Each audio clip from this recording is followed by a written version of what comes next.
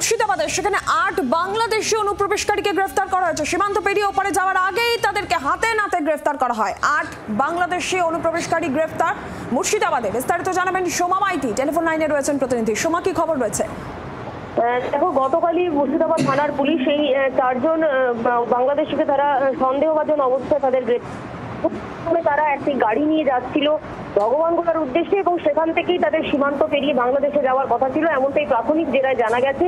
এবং যেটা জানা গেছে যে এরা বেশ কিছুদিন ধরে বিভিন্ন জায়গায়, গুজরাট সহ বিভিন্ন জায়গাতে এরা পরিযায়ী শ্রমিকের কাজ করতো এবং সেই সূত্রে এরা মুর্শিদাবাদে আসে এবং মুর্শিদাবাদের যিনি লিঙ্কম্যান ছিলেন তার বাড়িও কিন্তু ভগবানগোলার কাতলামারি এলাকায়। তিনি কার্যত এদের বাংলাদেশের পাঠিয়ে দেওয়ার, অর্থাৎ সীমান্ত পেরিয়ে পাঠিয়ে দেওয়ার পরিকল্পনা করেছিলেন। পুলিশ এদেরকে জিজ্ঞাসাবাদ করছে, আজকে এদেরকে কোর্টে পাঠানো হবে এবং তারপর পুলিশি হেফাজতে নিয়ে জিজ্ঞাসাবাদ করতে চায় যে এরা কতদিন আগে এসেছিল এবং কোন কোন রাজ্যে এরা ঘুরেছে এবং মুর্শিদাবাদে এরা কতদিন এসেছে, এদের কি পরিকল্পনা ছিল এবং মূলত কার কার সঙ্গে এরা যোগাযোগ রাখতো, সমস্ত বিষয়গুলো পুলিশ জানার চেষ্টা করছে।